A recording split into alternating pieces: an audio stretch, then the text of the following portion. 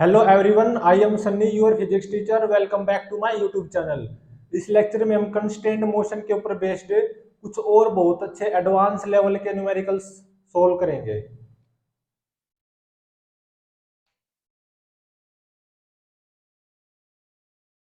First numerical में क्या given है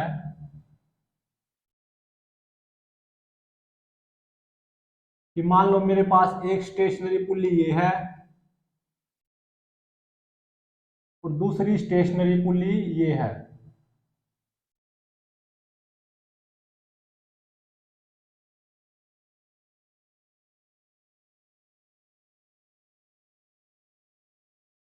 और ये कोई ब्लॉक है, उसका नाम सी है।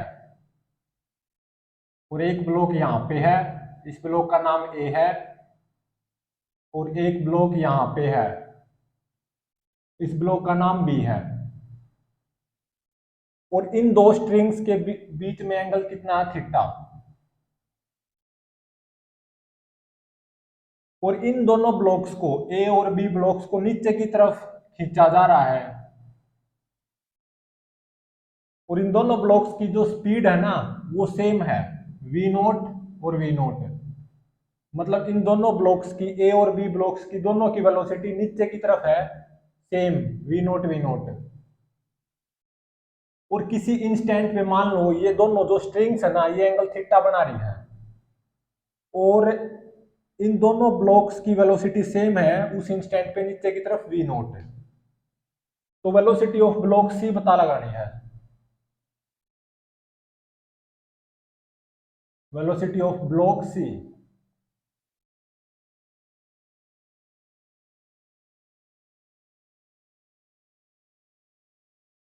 जब इन दोनों ब्लॉक्स को मान लो मैं सेम स्पीड से, वी नोट सेम स्पीड से नीचे की तरफ खींचूंगा, दोनों की स्पीड सेम है, तो ये जो ब्लॉक सी है ना, इसकी डायरेक्शन ऑफ मोशन हमेशा वर्टिकली अपवर्ड होगी।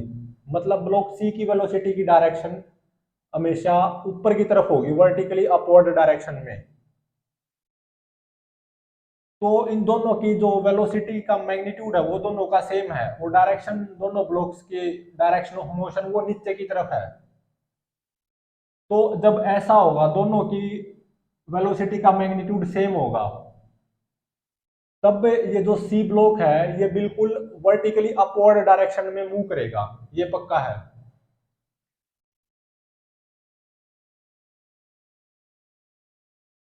मतलब अगर मैं इसको रीड्रॉ करूं,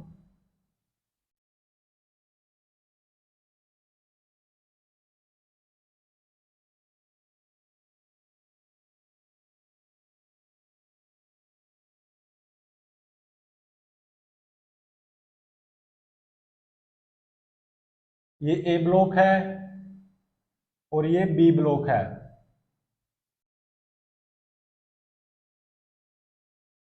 और कुछ ऐसे यहाँ पे सी ब्लॉक है।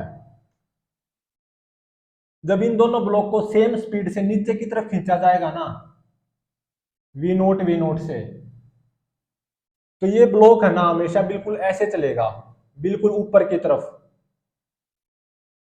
तो मान लो एट एनी इंस्टेंट टी, इन दो स्ट्रिंग्स के बीच में एंगल थीटा है। और उस इंस्टेंट पे जो सी ब्लॉक की जो वेलोसिटी है ना, वो ऊपर की तरफ है, जो कि होगी वी। और वो उसका वेलोसिटी का मैग्नीट्यूड है v1। मतलब मुझे v1 फाइंड आउट करना है in terms of V naught and theta.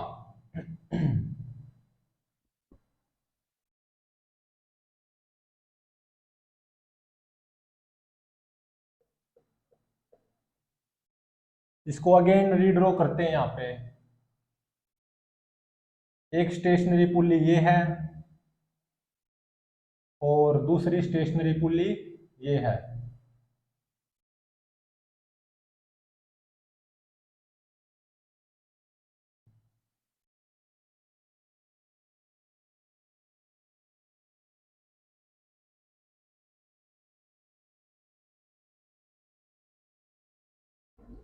और ये जो एंगल बनेगा ना,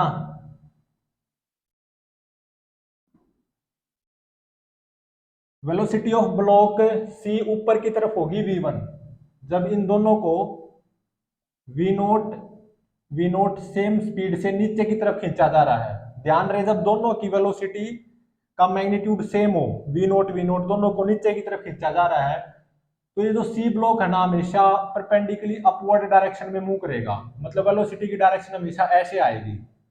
और ये भी पक्का होगा जब दोनों को सेम स्पीड से नीचे की तरफ खींचा जाएगा वी नोट, ये पूरा एंगल थीटा था ना,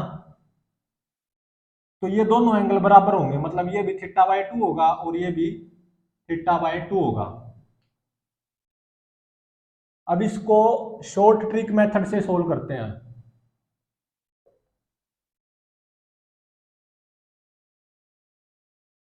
मतलब velocity component along string must be same. Velocity component along string क्या होना चाहिए? सेम। अब देखो इसकी वेलोसिटी ऊपर की तरफ v1 है इस सी ब्लॉक की,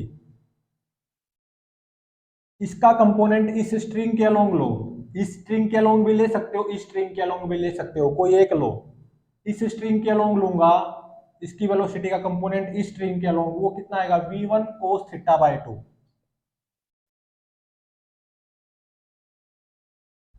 और इस ब्लॉक ए की वेलोसिटी का इस स्ट्रिंग के अलोंग कंपोनेंट कितना आएगा? सारा का सारा वी नोट आ जाएगा ना, तो इसका मतलब v1 cos थीटा बाय 2 किसके बराबर होना चाहिए? वी नोट के। क्योंकि ये जो ब्लॉक सी है इसकी वेलोसिटी ऊपर की तरफ है v1, इसका इस स्ट्रिंग के अलोंग कंपोनेंट कितना आएगा? v1 cos theta by 2। और इस ब्लॉक का इसी स्ट्रिंग के अलोंग कंपोनेंट कितना आएगा? V naught. तो v1 cos theta by 2 V naught के बराबर होना चाहिए। तो यहां से v1 कितना आ गया? V naught divided by cos theta by 2।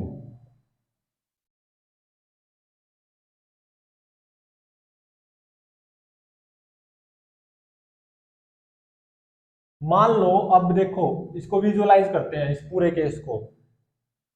ये जो ए और बी ब्लॉक है ना नीचे की तरफ आ रहे हैं वी नोट कॉन्स्टेंट स्पीड से, मतलब वी नोट क्या है? कॉन्स्टेंट। ठीक है, तो ये दोनों ब्लॉक नीचे की तरफ आएंगे तो जो सी ब्लॉक है ये बिल्कुल ऐसे ऊपर की तरफ चढ़ता चढ़ता जाएगा ना, मतलब ये जो एंगल बिटवीन स्ट्रिंग्स है थीटा, वो क्या होता जाएगा? बढ़ता जाएगा। थीटा बढ़ेगा तो कोस थीटा बाय 2 क्या होगा? घटेगा। मतलब जो इस सी ब्लॉक की जो स्पीड है v1, वो क्या होगी? बढ़ेगी। अगर मैं इन दोनों ब्लॉक्स को ए और बी ब्लॉक्स को सेम स्पीड से वी नोट सेम स्पीड से नीचे की तरफ खींचता रहूं, तो थीटा तो वेरी होगा ना, थीटा क्या होता जाएगा? बढ़ता जाएगा। क्यों? क्योंकि सी ब्लॉक ऐसे ऊपर की तरफ मूव करता जाएगा, मतलब थीटा बढ़ता जाएगा। और जो सी ब्लॉक की रफ्तार है ना v1, वो क्या होती जाएगी? वो बढ़ती जाएगी। ये कंक्लूजन है यहां से। मतलब इस पर्टिकुलर केस में जो डायरेक्शन ऑफ मोशन होगा सी ब्लॉक का, वो बिल्कुल परपेंडिकुलर अपवर्ड डायरेक्शन में आएगा, या वेलोसिटी की डायरेक्शन परपेंडिकुलर अपवर्ड डायरेक्शन में। तो अगर मैं एग्जांपल के तौर पे, अगर मैं थीटा को 90 डिग्री लूं और वी नोट गिवन हो किसी इंस्टेंट पे, दोनों की स्पीड सेम है ए और बी की, और डायरेक्शन ऑफ मोशन दोनों ब्लॉक्स का नीचे की तरफ है, और वो मान लो 10 मीटर पर सेकंड गिवन है, और किसी इंस्टेंट पे जब ये एंगल थीटा है ना, angle between these two strings, वो कितना होगा? 90 डिग्री। उस इंस्टेंट पे जो सी ब्लॉक की वेलोसिटी का मैग्नीट्यूड होगा, मतलब v1, डायरेक्शन ऑफ मोशन तो सी ब्लॉक की ऊपर की तरफ होगी, लेकिन वेलोसिटी का मैग्नीट्यूड या जिसको रफ्तार बोलते हैं वो कितना हो जाएगा? वी नोट मतलब 10 divided by cos theta by 2। Theta कितना? 90, 90 भाग में 2 45, तो ये आ जाएगा कोस 45 डिग्री कितना होता है? 1/√2, तो 10√2। तो ये आता है 14.14 मीटर पर सेकेंड।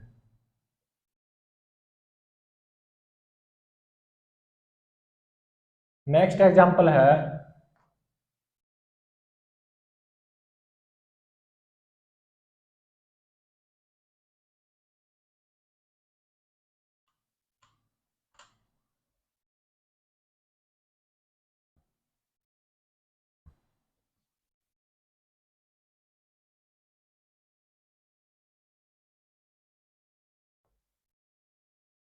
Second example.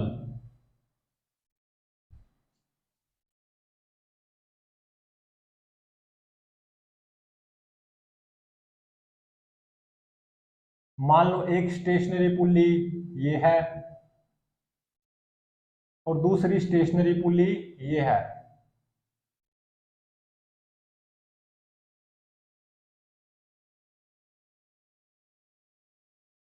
और ए ब्लॉक यहाँ पे है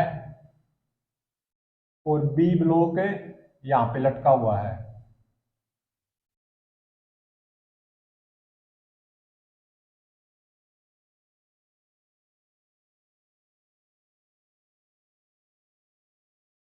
और सी ब्लॉक किसी इंस्टेंट पे यहाँ पे है और ए और बी ब्लॉक इन दोनों की वेलोसिटी की डायरेक्शन नीचे की तरफ है। ये 10 मीटर पर सेकंड गिवन है और ये 20 metre per second. Velocity of block B नीचे की तरफ है 20 मीटर पर सेकंड किसी इंस्टेंट पे। उसी इंस्टेंट पे velocity of A block 10 metre per second है नीचे की तरफ। और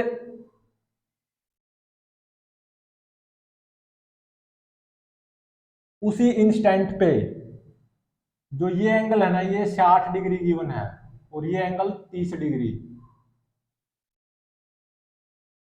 तो इसी इंस्टेंट पे वेलोसिटी ऑफ ब्लॉक सी पता लगानी है।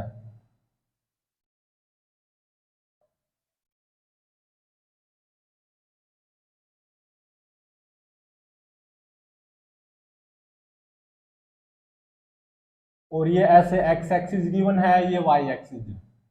अब सोचो इसकी रफ्तार ज्यादा है इसकी कम है, तो इस केस में ये ब्लॉक सी ऐसे बिल्कुल ऊपर की तरफ मूव नहीं करेगा। मतलब इसकी वेलोसिटी वर्टिकली अपवर्ड डायरेक्शन में नहीं होगी। मतलब इसकी वेलोसिटी के दो कंपोनेंट आएंगे, एक इस तरफ ओरिजेंटल डायरेक्शन में, एक वर्टिकल डायरेक्शन में। ओरिजेंटल डायरेक्शन में इस तरफ क्यों आएगा, क्योंकि 20 10 से ज्यादा है, तो मतलब ये ब्लॉक सी कुछ ऐसे तिरछा मूव करेगा।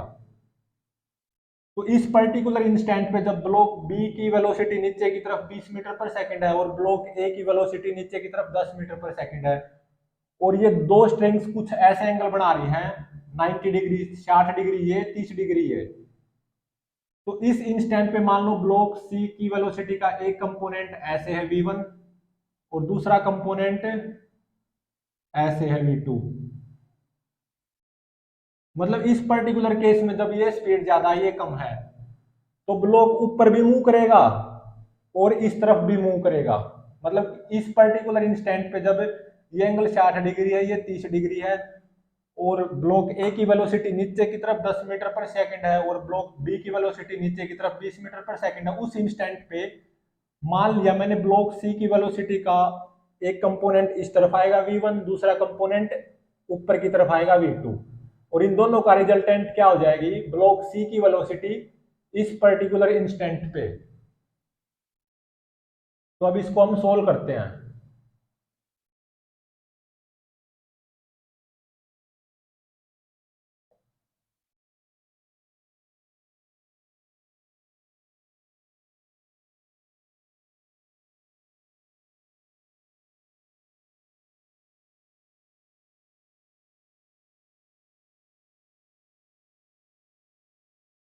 यहाँ पे ब्लॉक ए, ये ब्लॉक बी।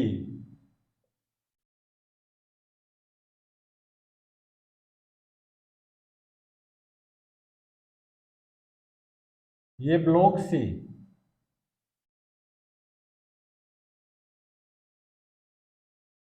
और ये एंगल 30 डिग्री है और ये एंगल 60 डिग्री है।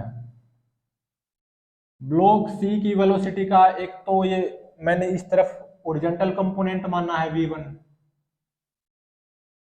और एक बिल्कुल वर्टिकली अपवर्ड डायरेक्शन में कंपोनेंट मानना है v2।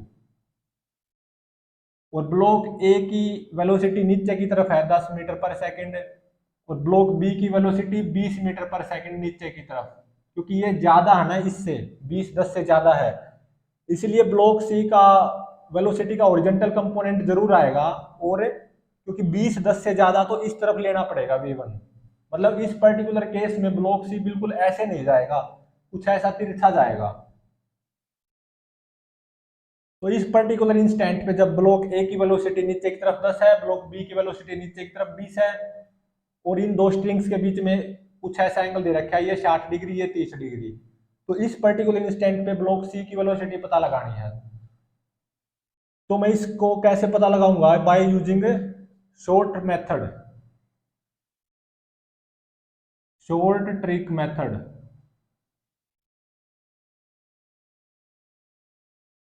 और वो मेथड कौन सा है? Velocity component along string must be same.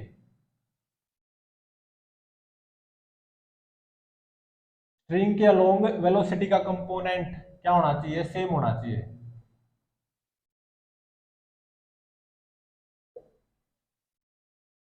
तो अगर मैं इस v2 को रिजोल्व करूं, एक कंपोनेंट तो ऐसे आ जाएगा v2 cos 60 डिग्री, मतलब v2/2, और दूसरा कंपोनेंट ऐसे आ जाएगा, इससे परपेंडिकुलर डायरेक्शन में आएगा ना, वो कितना आ जाएगा? v2 sin 60, मतलब v2 इंटू में √3/2।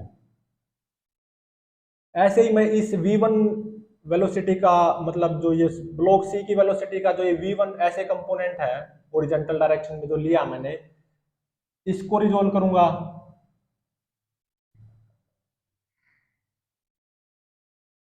ये एंगल 60 है तो ये भी 60 आएगा, और ये कितना आएगा? 30 डिग्री। ये 60-30, तो ये कितना आएगा? 60 डिग्री। तो इस v1 का इस स्ट्रिंग के अलोंग एक कंपोनेंट क्या आएगा? v1 cos 60 डिग्री, मतलब v1/2। और इस डायरेक्शन के अलोंग इस v1 का क्या कंपोनेंट आएगा? v1 sin 60 degree, means v1 √3/2।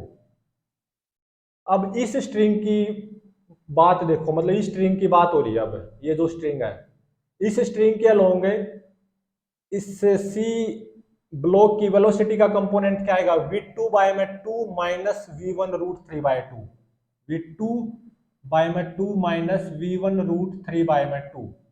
और क्योंकि इस स्ट्रिंग की बात हो रही है ना, तो इस ब्लॉक ए का velocity component along this string वो कितना आएगा? 10। तो इसका मतलब ये 10 के बराबर होना चाहिए। तो यहां से एक इक्वेशन आ गई, v2 minus √3 v1 is equal to 20।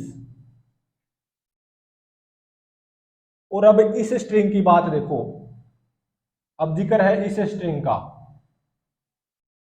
इस ब्लॉक सी की वेलोसिटी का इस स्ट्रिंग के अलोंग कंपोनेंट क्या आएगा? v1/2 plus √3/2 v2, v1/2 plus √3/2 v2।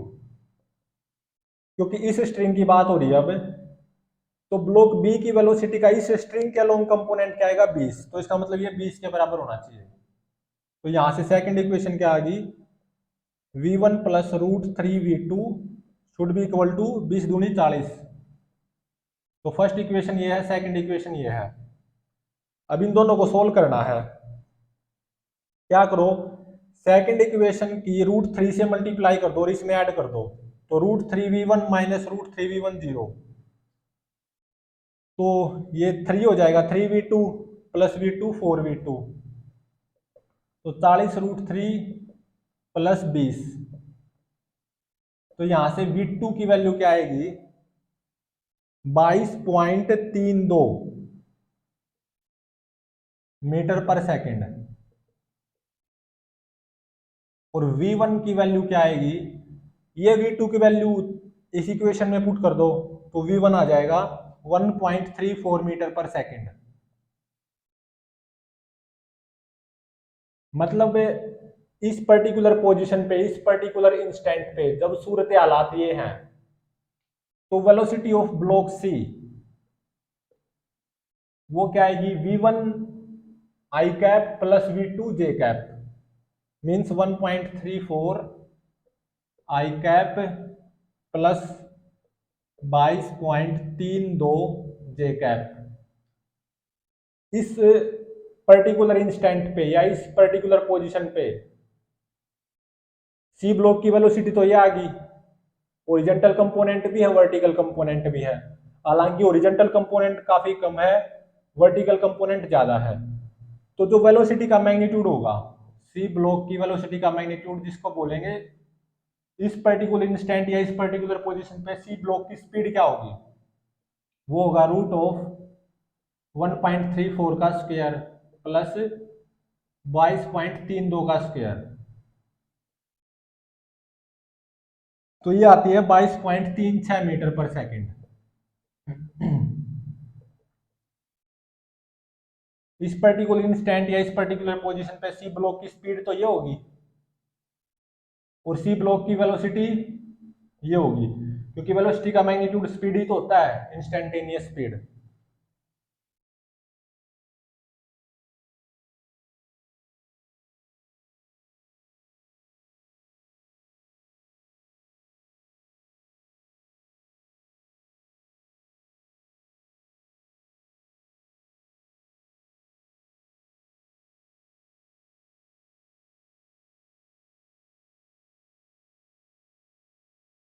Next numerical क्या है,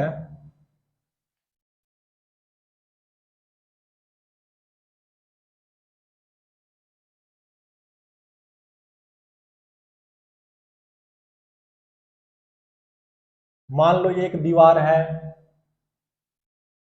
वॉल मतलब दीवार है ये एक, और ये ग्राउंड है।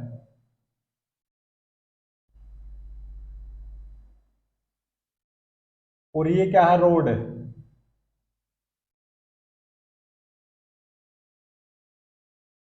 ये जो रोड का जो बॉटम है ना यहाँ पे, जो कि ग्राउंड से टच हो रहा है, वहां पे मैंने एक स्ट्रिंग बांधी, रस्सी जो होती है ना,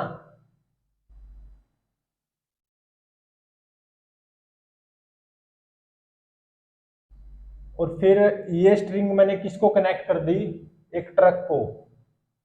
मान लो ये ट्रक 10 मीटर पर सेकंड रफ्तार से दौड़ रहा है, और जब किसी इंस्टेंट पे, एट एनी इंस्टेंट, ये एंगल 53 डिग्री होगा, तो ये जो पॉइंट है ना, ये ए पॉइंट हो गया, ये बी, ये रोड का ए पॉइंट हो गया और ये रोड का बी पॉइंट। सोचो ट्रक इसको ऐसे ऐसे इस रोड को, रोड के मतलब बॉटम पे स्ट्रिंग बांध दी रस्सी, और ट्रक इस तरफ मूव कर रहा है, तो ये जो रोड का बॉटम है, ये इस ग्राउंड के ऊपर ऐसे होता जाएगा ना इस तरफ। तो ये जो बी पॉइंट है रोड का, वो नीचे आएगा, इसे दीवार पे मूव करेगा। बी पॉइंट जो कि रोड का, वो इस दीवार पे मूव करेगा, मतलब वर्टिकली डाउनवर्ड डायरेक्शन में मूव करेगा। जब हमारा ए पॉइंट इस ग्राउंड पे इस डायरेक्शन में मूव करेगा, तो जो रोड का ये जो बी पॉइंट है, वो वर्टिकली डाउनवर्ड डायरेक्शन में इस दीवार के ऊपर मूव करेगा। तो किसी इंस्टेंट पे जब ये एंगल 53 डिग्री होगा, और जो इस ट्रक की रफ्तार है वो 10 मीटर पर सेकंड होगी, मतलब इस रोड का जो बॉटम पॉइंट है, उसकी वेलोसिटी इस डायरेक्शन में कितनी होगी, 10 मीटर पर सेकंड, और ये एंगल 53 डिग्री होगा। उस इंस्टेंट पे जो ये बी पॉइंट है ना रोड का, उसकी वेलोसिटी पता लगानी है इस पर्टिकुलर पोजीशन पे, वेलोसिटी ऑफ बी पॉइंट। और वो हमें पता है, ये बी पॉइंट जो कि रोड के ऊपर है यहाँ पे, वो इस दीवार पे ही तो चलने वाला है वर्टिकली डाउनवर्ड डायरेक्शन में।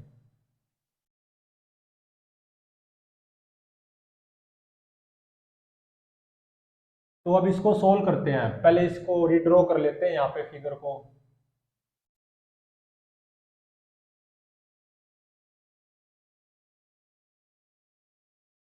मतलब जो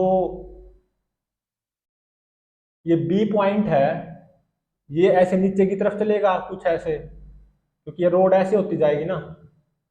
ये बी पॉइंट जो रोड का है ये इस दीवार के ऊपर वर्टिकली डाउनवर्ड डायरेक्शन में चलेगा।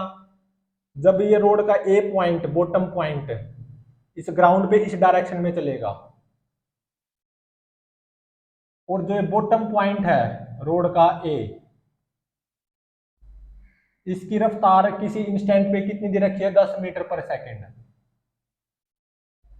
और मुझे ये पता है ये जो बी पॉइंट है इस दीवार के ऊपर इस डायरेक्शन में चलेगा, वर्टिकली डाउनवर्ड डायरेक्शन में। मान लो स्पीड है इस बी पॉइंट की, रोड के ऊपर जो बी पॉइंट है इसकी स्पीड है वीबी।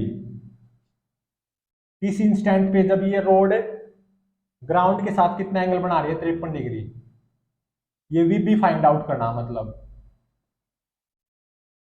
जिस इंस्टेंट पे जो रोड का ये जो बॉटम पॉइंट है उसकी रफ्तार इस डायरेक्शन में 10 मीटर पर सेकंड है, या इस रोड के बॉटम पॉइंट ए की वेलोसिटी इस डायरेक्शन में 10 मीटर पर सेकंड है, और उसी इंस्टेंट पे मान लो ये रोड 53 डिग्री एंगल बनाई हुई है कुछ ऐसे, तो उसी इंस्टेंट पे जो बी पॉइंट है उसकी direction of motion vertically downward direction में होगी, और स्पीड कितनी होगी उसी इंस्टेंट पे इस बी पॉइंट की, वीबी। तो ये वीबी फाइंड आउट करना है। तो मान लो यहाँ पे ग्राउंड ऑब्जर्वर है, यहाँ पे रेस्ट पे बैठा हुआ है, वो इस बी पॉइंट को भी ऑब्जर्व कर रहा है, ए पॉइंट को भी। तो यूजिंग स्टैंडर्ड मेथड सबसे पहले वीबी फाइंड आउट करेंगे। मान लो ये दूरी x है और ये दूरी y है, तो x तो टाइम के साथ क्या होगा, बढ़ेगा, और dx बाई डी टी कितना आएगा, उस इंस्टेंट पे 10 आएगा ना। और y टाइम के साथ क्या होगा, घटेगा ना, क्योंकि ये पॉइंट नीचे आता जाएगा, तो dy by D T negative आएगा, और वो कितना आएगा, माइनस वीबी, क्योंकि वीबी तो स्पीड है ना उस इंस्टेंट पे इस रोड के इस पॉइंट की, और direction of motion vertically downward रहनी है, क्योंकि इस पॉइंट को तो इस रोड के ऊपर रहना है ना हमेशा। मतलब रोड के इस पॉइंट बी को हमेशा दीवार के ऊपर रहना है ना, मतलब वर्टिकली डाउनवर्ड डायरेक्शन में मूव करना है। तो D Y by D T negative आएगा, क्योंकि वाई टाइम के साथ घटेगा, तो माइनस वी भी हो जाएगा। और मान लो इस रोड की लंबाई है एल, ये तो कभी चेंज हो ही नहीं सकती, तो लेंथ ऑफ द रोड वो कितनी आएगी, root of x square plus Y square, means root x square plus Y square क्या होगी, लेंथ ऑफ द रोड। और ये क्या है, length of the rod constant.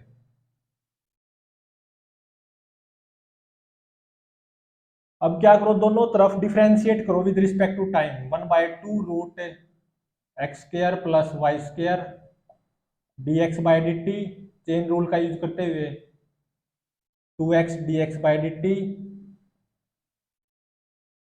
Plus 2y dy by D T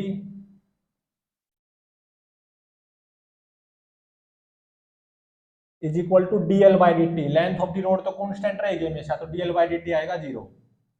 तो 2 से 2 कैंसिल, तो ये आएगा x divided by root of x square plus Y square into में dx by D T plus y divided by root of x square plus Y square into में dy by D T is equal to 0।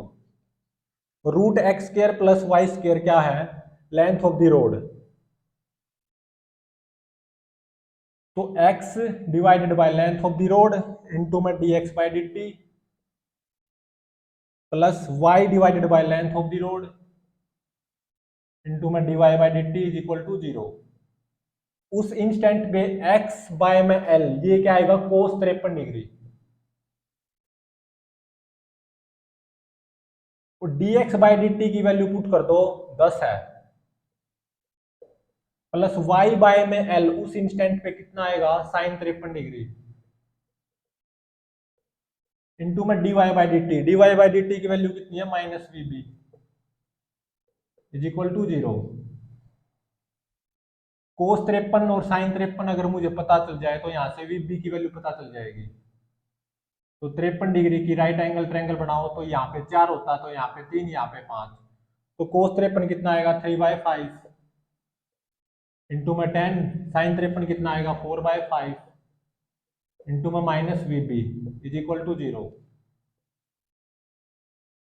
तो यहां से we B कितना आएगा, 30/4 या 7.5 metre पर second.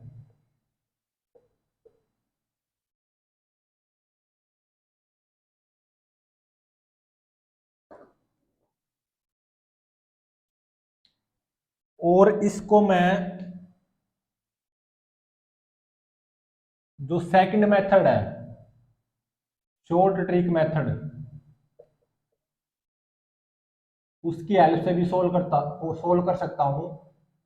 वीबी की वैल्यू इतनी ही आनी है। ये तो था स्टैंडर्ड मेथड। अब है शॉर्ट मेथड।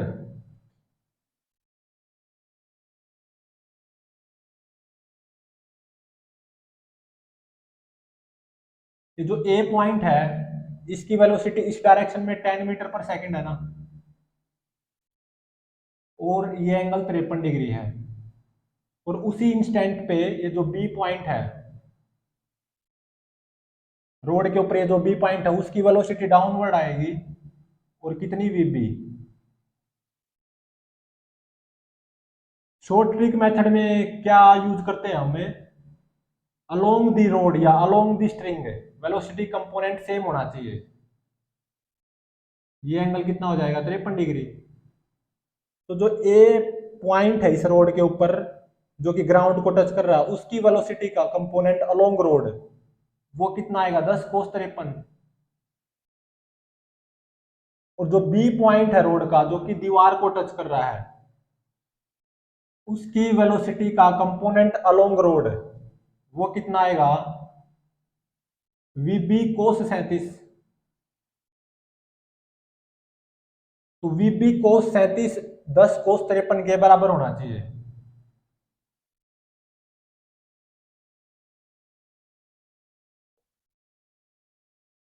तो VB cos 37 की वैल्यू कितनी आती है, 4/5। 10 cos 53 की वैल्यू होती है 3/5। तो यहां से देखो VB की वैल्यू 7.5 मीटर पर सेकेंड ही आई है।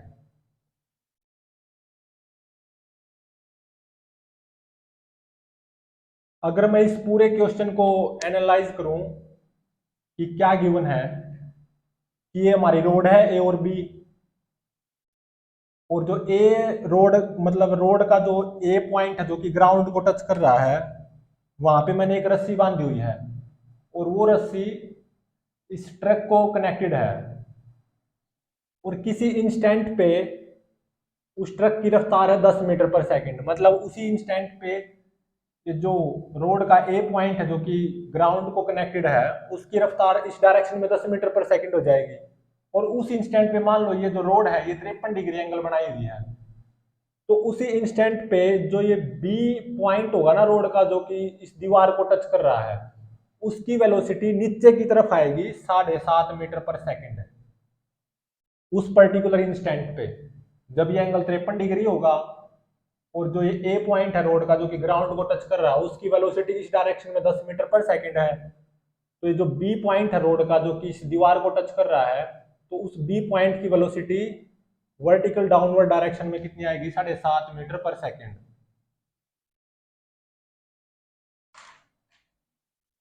अब करते हैं नेक्स्ट न्यूमेरिकल।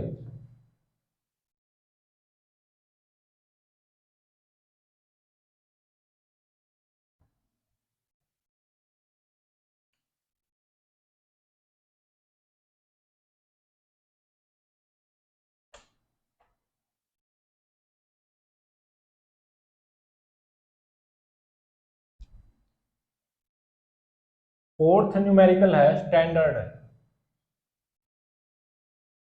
इसमें क्या गिवन है,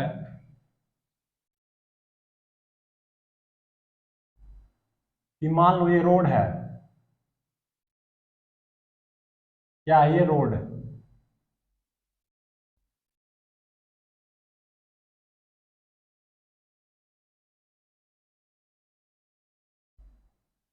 और यहां पे एक स्टेशनरी पुली है।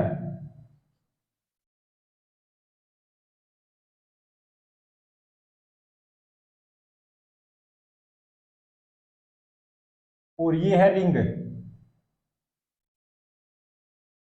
जो छल्ला होता है ना, इस रोड में डला हुआ है एक रिंग, और उस रिंग को एक स्ट्रिंग से बांध दिया गया है, और ये स्ट्रिंग है।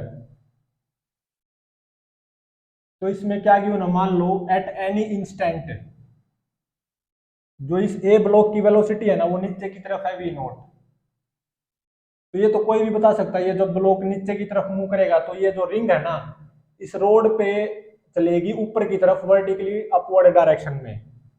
और मान लो किसी इंस्टेंट पे ये जो एंगल है ना ये थीटा है, ठीक है, ये जो स्ट्रिंग इस रोड के साथ एंगल थीटा बनाई हुई है किसी इंस्टेंट पे, और उसी इंस्टेंट पे जो ए ब्लॉक है उसकी वेलोसिटी नीचे की तरफ वी नॉट है।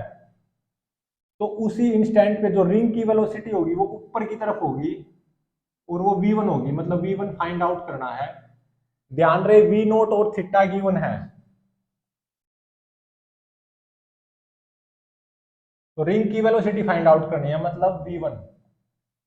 रिंग तो ऊपर की तरफ चलेगी ना, ये ब्लॉक नीचे आएगा तो रिंग को ऐसे ऊपर की तरफ जाती जाएगी।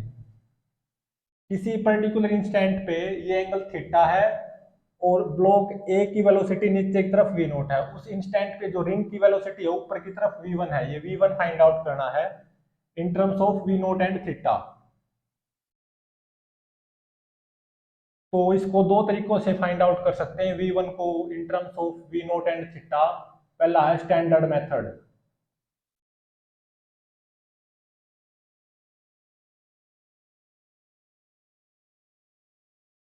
इसमें क्या करेंगे हमें, मान लो यहाँ पे है ना एक चींटी बैठी हुई है जो कि ग्राउंड ऑब्जर्वर ही है, वो एक रेस्ट पे इस ये जो रोड है ना रोड के इस पॉइंट पे चिपकी हुई है ये चींटी, और ये चींटी इस रिंग को ऑब्जर्व करेगी, रिंग के मोशन को। और दूसरी चींटी यहाँ पे है जो कि इस पुल्ली के ऊपर यहाँ पे बैठी हुई है आराम से रेस्ट पे। इस चींटी का क्या काम है, इस ब्लॉक के मोशन को ऑब्जर्व करना। और मान लो ये जो दूरी है ये h है, तो h तो हमेशा कांस्टेंट रहेगा। इस पुल्ली की दूरी इस रोड के इस पॉइंट से या चींटी से h, ये तो कांस्टेंट रहेगी ना हमेशा, तो मतलब dh बाई dt क्या होगा, 0। और मान लो ये जो दूरी है ये है x, और ये जो दूरी है ये है y। इसको मैं x की बजाय L1 भी लिख सकता हूं। मान लो ये L1 है, इस स्ट्रिंग की लंबाई L1 है, और ये जो स्ट्रिंग है ना इसकी लंबाई है L2।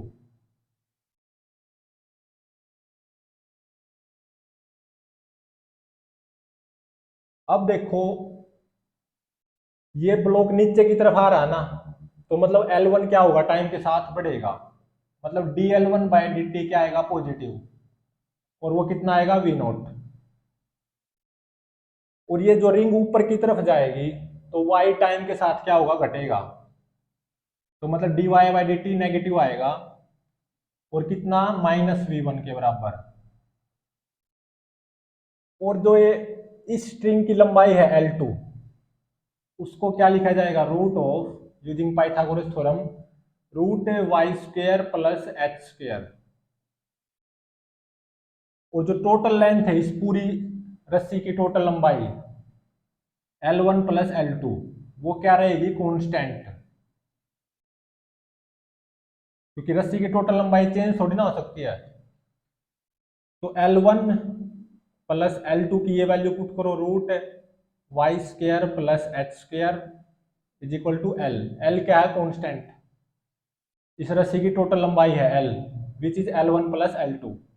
अब दोनों तरफ डिफ्रेंशिएट करो विद रिस्पेक्ट टू टाइम, तो dL1 by D T plus 1/2 root Y square plus H square 2y dy by D T, chain rule का यूज करते हुए, plus 2h dh by D T is equal to dl by D T. L क्या है, total length of string जो कि constant है, तो constant का डिफरेंशिएशन क्या आएगा, 0। तो dL1 by D T plus यहाँ पे D H by D T क्या है 0, तो ये टर्म तो गायब हो जाएगी, 2 से 2 कैंसिल हो जाएगा, तो y divided by root y square plus h square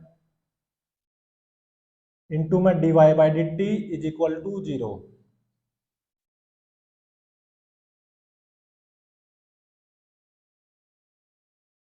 तो डी एल वन बाय में d T plus y divided by root y square plus h square की वैल्यू क्या है L2 इंटू में d Y by D T is equal to 0। अब बस values put करनी है, d l one by D T की value क्या है वी नोट, और y बाय में L2 क्या है y डिवाइडेड बाय में L2, मतलब बेस डिवाइडेड बाय हाइपोटेन्यूज, तो वो क्या है कोस थीटा। और dy बाय dt की वैल्यू क्या है -v1 इज इक्वल टू 0। तो यहां से v1 की वैल्यू क्या आई v नोट बाय में कोस थीटा।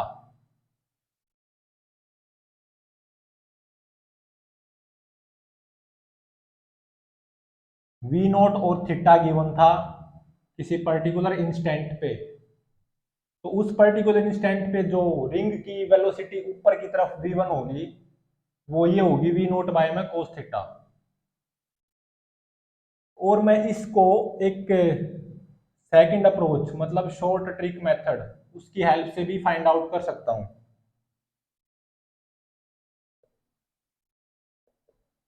या सेकंड मेथड, इस मेथड में क्या है velocity component along string must be same.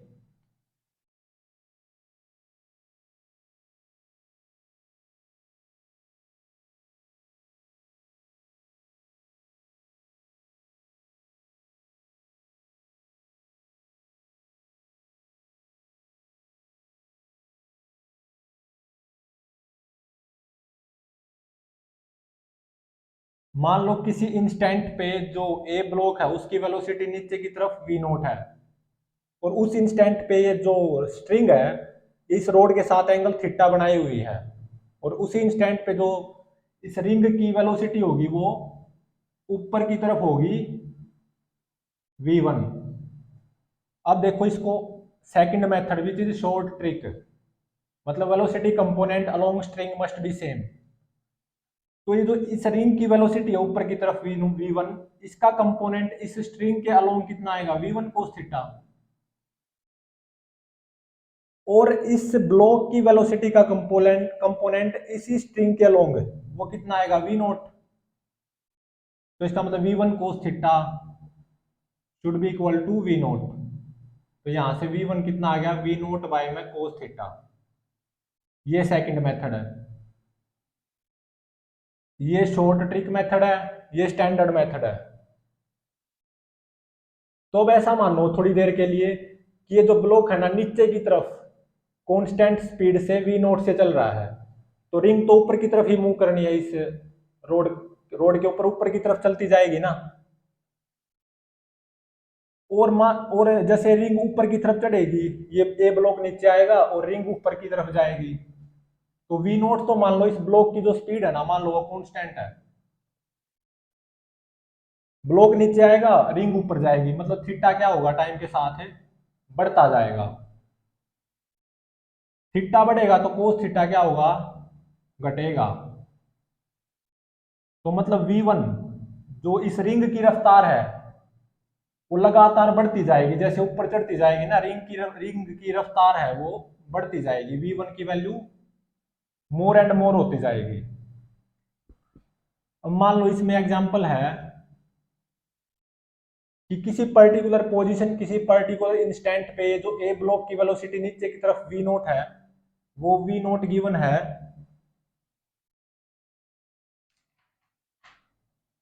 10 metre per second, और उस पर्टिकुलर इंस्टेंट या उस पर्टिकुलर पोजीशन पे जो थीटा एंगल है ना जो स्ट्रिंग है इस रोड के साथ एंगल बनाई हुई है थीटा वो 53 डिग्री गिवन है। तो उस पर्टिकुलर इंस्टेंट पे जो रिंग की वेलोसिटी ऊपर की तरफ v1 होगी, वो v1 फाइंड आउट करनी है। तो बस इस फॉर्मूले में डायरेक्ट वैल्यू पुट कर दो वी नोट और थीटा की। वी नोट 10 बाय में कोस 53, तो 10 डिवाइडेड बाय कोस 53। कोस 53 कितना होता है? 3/5। तो ये आ गया 50/3, मतलब 16.66 मीटर पर सेकेंड। तो ये आंसर हो गया।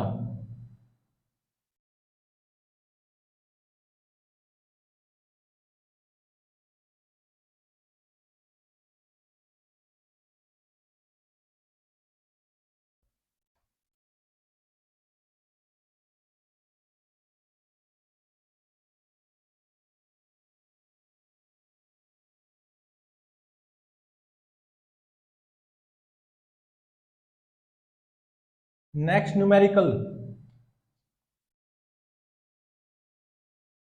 इसमें क्या गिवन है कि मान लो ये दीवार है,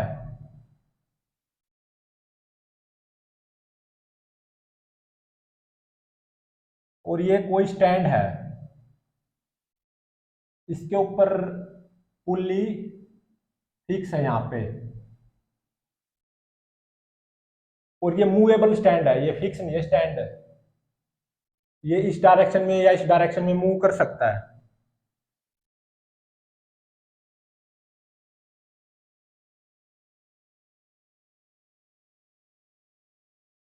एक पुल्ली यहाँ पे है, स्टेशनरी पुल्ली,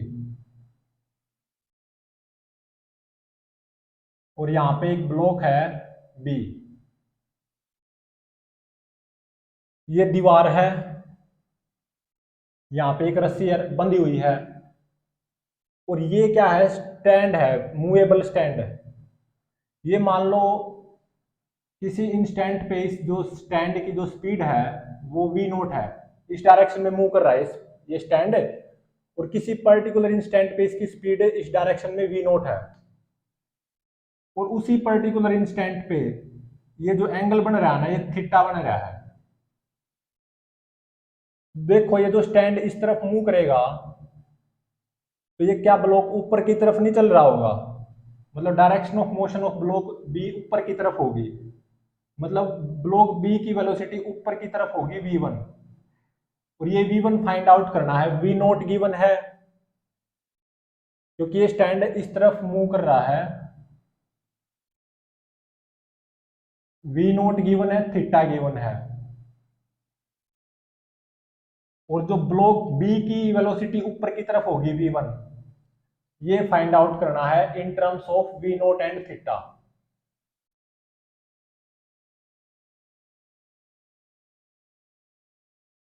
और ये जो स्टैंड है ना इस तरफ मूव कर रहा है, तो ये ब्लॉक ऊपर की तरफ चढ़ेगा।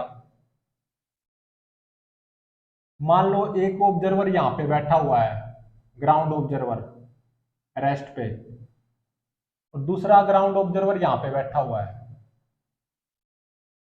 ठीक है। मान लो स्ट्रिंग के इस पार्ट की लंबाई है L1, और स्ट्रिंग के इस पार्ट की लंबाई है L2,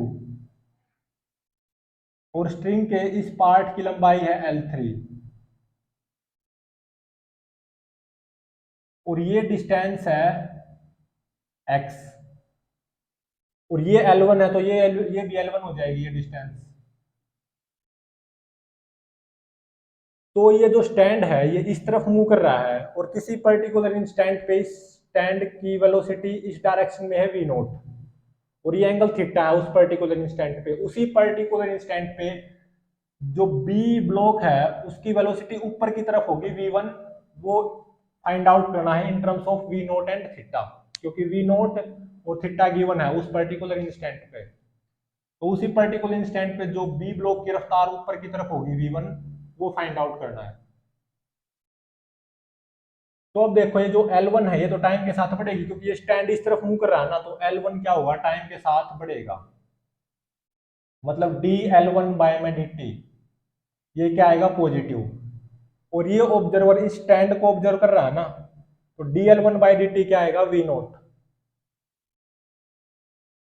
अब देखो ये जो ऑब्जर्वर है ये भी तो इस स्टैंड को ऑब्जर्व कर रहा है, ये दोनों ही ग्राउंड ऑब्जर्वर हैं, तो x क्या होगा, टाइम के साथ घटेगा, तो dx बाई डी टी की वैल्यू क्या आएगी, नेगेटिव, और वो कितनी आएगी, माइनस वी नोट, क्योंकि ये स्टैंड इस तरफ मूव करेगा, L1 बढ़ेगा, x घटेगा।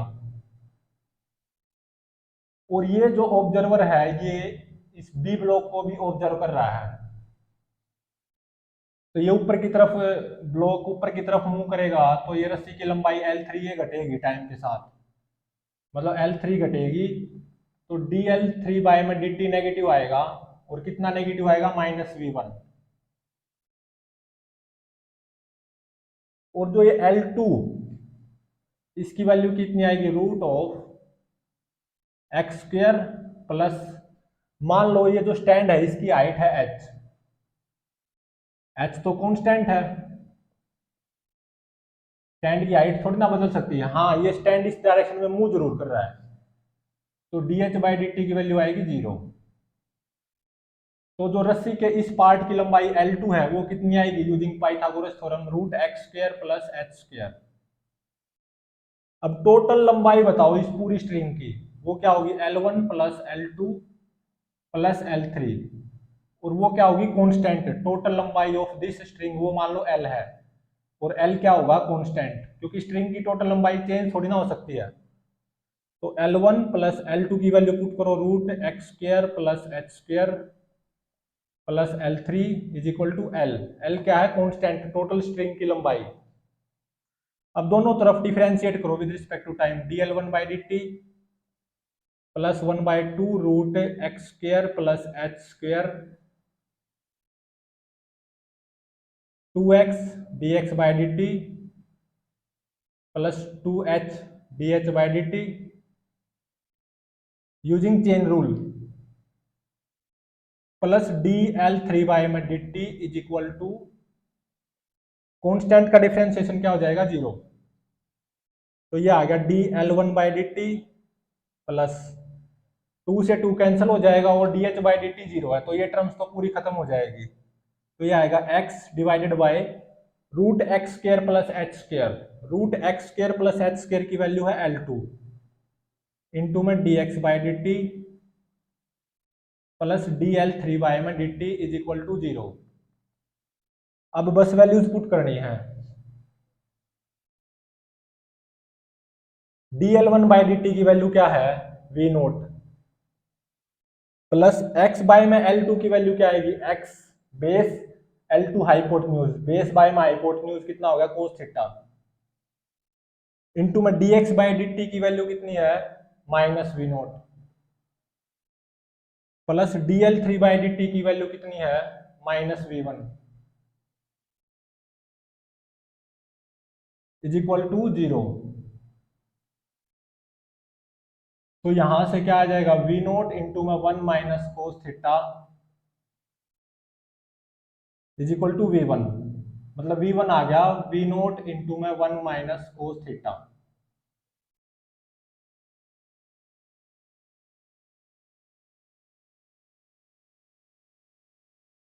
अब ये सोचो जो ये स्टैंड है ना वो लगातार मूव कर रहा है v नोट कांस्टेंट स्पीड से इस डायरेक्शन में, तो v नोट तो क्या होगा, कांस्टेंट,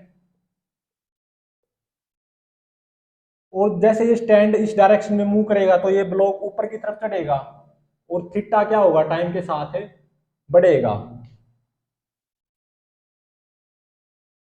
थीटा बढ़ेगा तो कोस थीटा क्या होगा, घटेगा, कोस थीटा घटेगा, तो 1 माइनस कोस थीटा की वैल्यू क्या होगी, बढ़ेगी, तो मतलब v1 क्या होगा, टाइम के साथ बढ़ेगा, मतलब मान लो ये जो स्टैंड है ये इस डायरेक्शन में v नोट कांस्टेंट स्पीड से लगातार चल रहा है, उसके कारण क्या होगा, थीटा बढ़ेगा, और ये जो बी ब्लॉक है ये ऊपर की तरफ चलता जाएगा, और इसकी रफ्तार है ना लगातार, मतलब v1 की वैल्यू वो लगातार बढ़ती जाएगी। और मान लो एग्जाम्पल के तौर पे अगर हम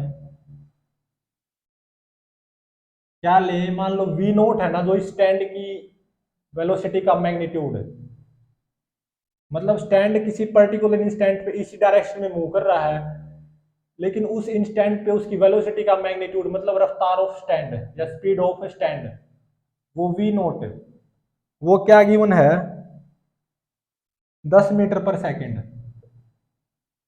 और उस इंस्टेंट पे मान लो ये जो स्ट्रिंग है ना, ये एंगल थीटा कितना बनाई हुई है, 53 डिग्री। तो उसी इंस्टेंट पे ये जो बी ब्लॉक होगा, इसकी वेलोसिटी जो कि ऊपर की तरफ होगी v1, तो इस v1 की वैल्यू पता लगानी है। तो बस डायरेक्ट फॉर्मूले में वैल्यू पुट करनी है। v1 आ जाएगा v नोट 10 इंटू में 1 माइनस कोस 53, तो ये आ जाएगा 10 इंटू में 1 माइनस कोस 53 की वैल्यू कितनी होती है, 3/5। तो v1 आ जाएगा 10 इंटू में 5 में से 3 गए 2 डिवाइडेड बाई 5, 10 दूनी 20, 20 भाग में 5, 4 मीटर पर सेकंड। मतलब मान लो किसी इंस्टेंट पे जो स्टैंड है उसकी डायरेक्शन ऑफ मोशन इस तरफ है, और लेकिन उस इंस्टेंट पे जो स्टैंड की स्पीड v नोट है वो गिवन है 10 मीटर पर सेकंड। और उसी इंस्टेंट पे ये जो ये थीटा एंगल गिवन है ये 53 डिग्री। तो उसी इंस्टेंट पे जो ये बी ब्लॉक होगी उसका डायरेक्शन ऑफ मोशन तो ऊपर की तरफ आएगा ऑब्वियसली, क्योंकि स्टैंड इस तरफ मूव कर रहा था। लेकिन जो बी ब्लॉक की वेलोसिटी का मैग्नीट्यूड होगा ना, जिसको स्पीड बोलेंगे बी ब्लॉक की v1, उस इंस्टेंट पे वो कितना आएगा, 4 मीटर पर सेकंड ऊपर की तरफ।